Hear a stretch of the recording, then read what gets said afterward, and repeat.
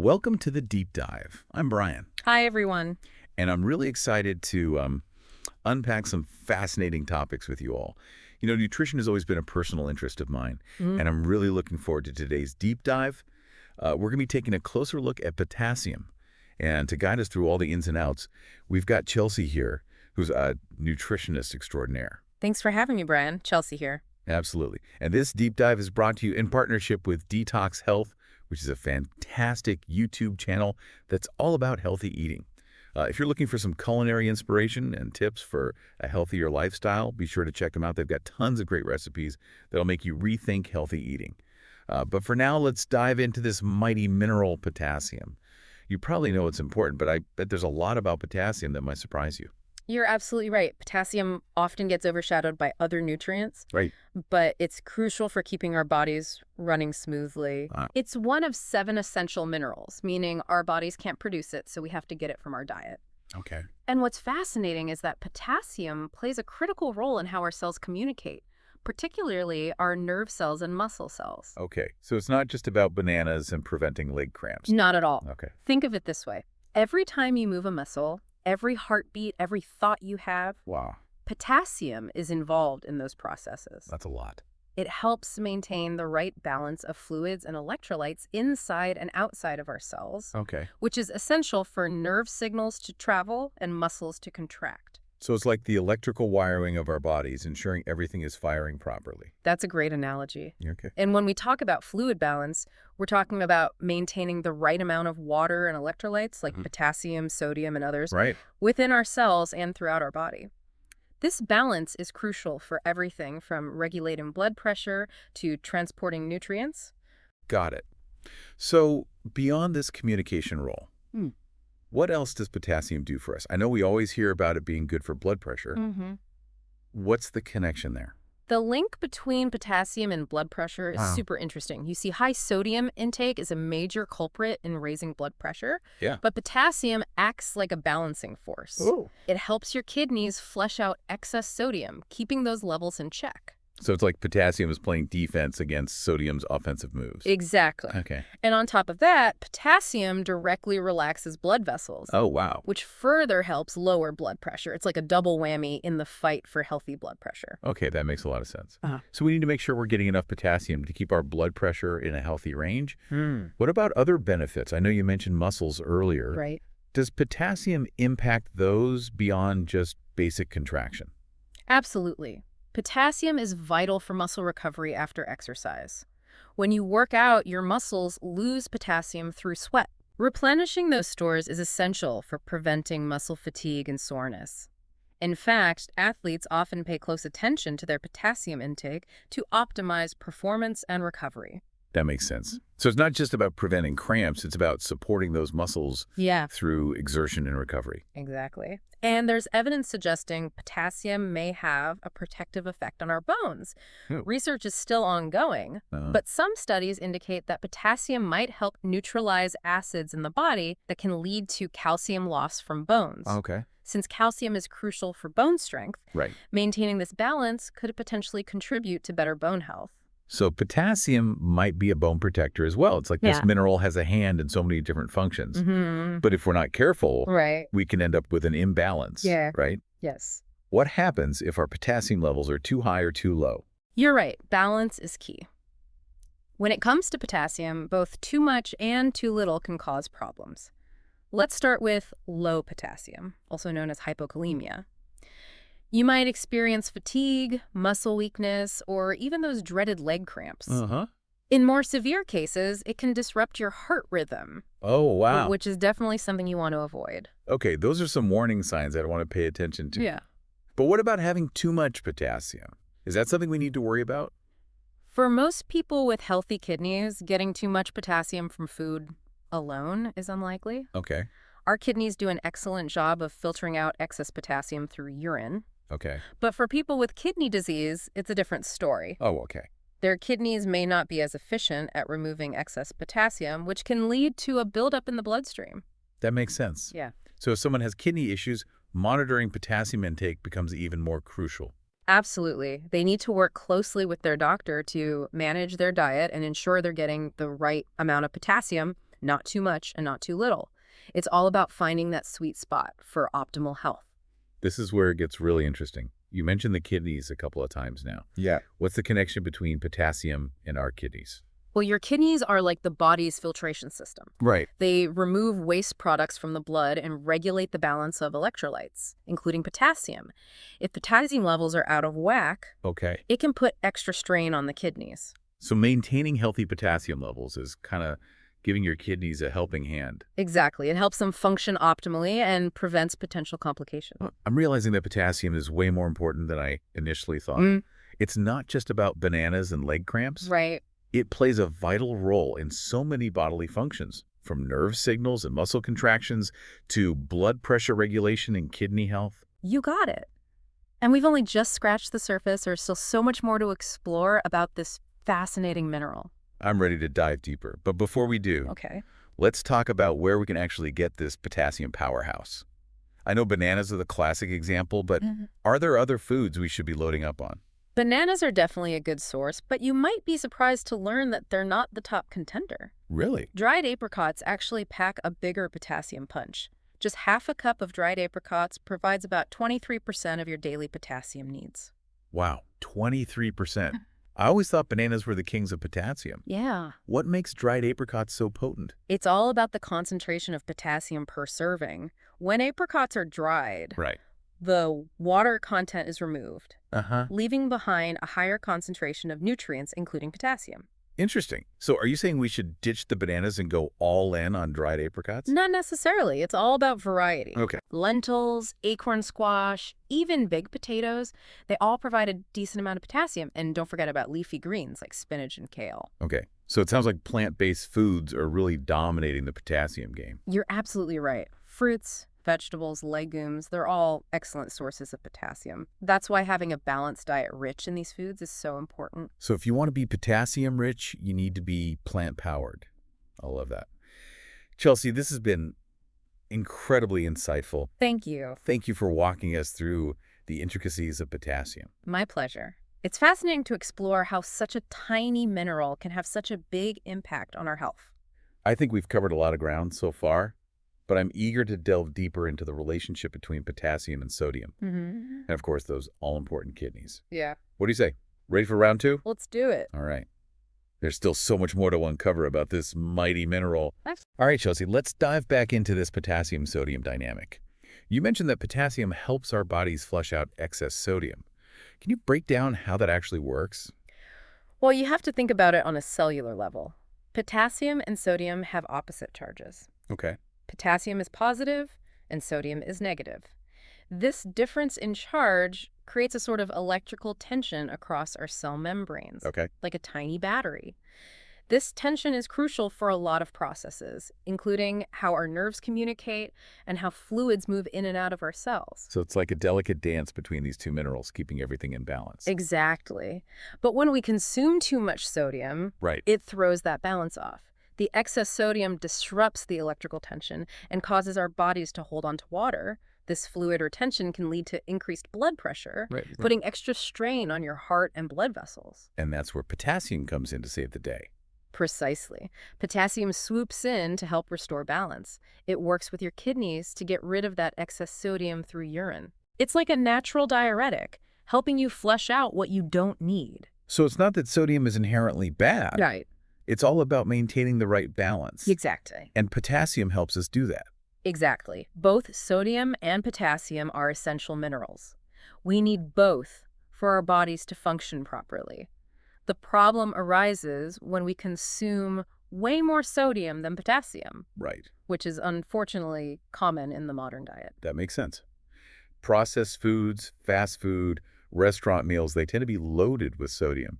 So if someone is trying to reduce their sodium intake, should they also be focusing on increasing their potassium? Absolutely. Increasing your potassium intake can definitely help offset the negative effects of a high-sodium diet. Okay. And the good news is you don't need to take supplements. You can easily get plenty of potassium from whole, unprocessed foods, Right. especially fruits, vegetables, and legumes. Okay. So we've got the potassium-sodium relationship down. Yeah. But what about potassium and kidney health? We touched on this earlier, but I'd love to hear more about how they're connected. You said that for people with kidney disease, managing potassium is especially important. Yes, because the kidneys are responsible for filtering potassium out of the bloodstream. Okay, If your kidneys aren't functioning optimally, right. potassium can build up in your blood, Uh-huh. which can be dangerous. It can lead to irregular heartbeats and other complications. So it's like a delicate balancing act for people with kidney disease. Exactly. They need enough potassium to support bodily functions, Right? but not so much that it overwhelms their kidneys. Exactly. That's why it's so important for them to work closely with their healthcare provider to monitor their potassium levels and adjust their diet accordingly. This whole conversation is making me realize how interconnected everything is within our bodies. It's like a complex ecosystem, Mm. and every mineral has its role to play. But let's shift gears a bit. We've talked a lot about the functions of potassium. Okay.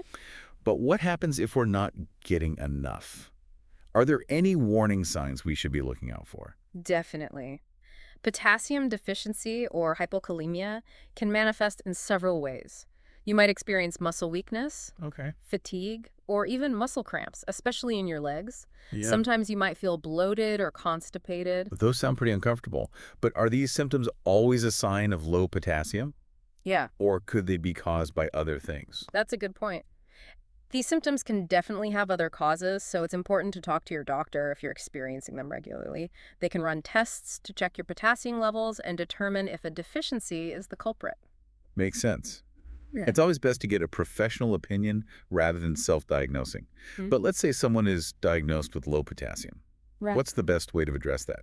Is it as simple as eating more bananas? Well, bananas are a good start, but remember, it's all about variety. There are so many other delicious and nutritious sources of potassium out there. Yeah. Incorporating a wide range of fruits, vegetables, and legumes into your diet is the best way to ensure you're getting enough. You mentioned dried apricots earlier. Yes. What are some other top contenders? Lentils are fantastic. Just 1 cup of cooked lentils provides about 16% of your daily potassium needs. Acorn squash is another great option. Okay. And don't underestimate the power of baked potatoes. They're surprisingly high in potassium. So it sounds like loading up on plant-based foods is the key to potassium success. Exactly. Think vibrant colors, diverse flavors, and plenty of those potassium-rich plant foods. Chelsea, this has been incredibly enlightening. I'm starting to feel like a potassium pro. Good. But before we wrap up, is there anything else about potassium that you think our listeners should know? Yes, I think it's important to reiterate that getting enough potassium doesn't have to be complicated or restrictive. It's all about making simple, sustainable changes to your diet. Focus on adding those delicious potassium-packed foods that we've talked about, Yeah, and you'll be well on your way to supporting your overall health and well-being. that's great advice. It's not about overhauling your entire lifestyle. It's about making small, Right. consistent choices that add up over time. Exactly. Small changes can lead to big results, especially when it comes to nutrition. Well, Chelsea, I think we've covered a lot of ground today. From understanding the crucial role potassium plays in so many bodily functions to exploring its relationship with sodium in the kidneys, I feel like we've truly done a deep dive into this essential mineral. I agree. It's been a pleasure sharing my knowledge with you and our listeners. Hopefully, everyone feels empowered to make informed choices about their potassium intake. I'm sure they do.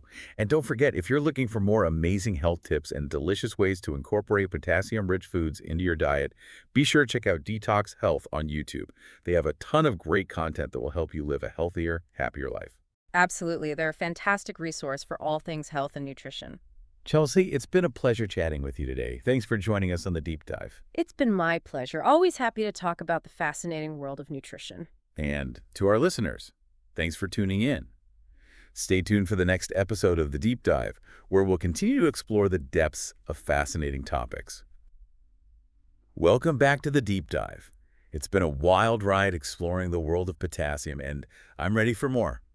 What do you say, Chelsea? Are you up for round 3? Always up for a good nutrition deep dive. And there's definitely more to uncover when it comes to potassium. I think it's worth circling back to the sodium connection, Okay. especially considering how much sodium is in our food these days. You're right. We talked about how potassium helps us flush out excess sodium, but I'm still a bit fuzzy on the mechanics of it all. How does that actually work inside our bodies? Okay, so imagine your cells as tiny self-contained worlds, each with a membrane acting as a gatekeeper. Those membranes are carefully regulating what goes in and out.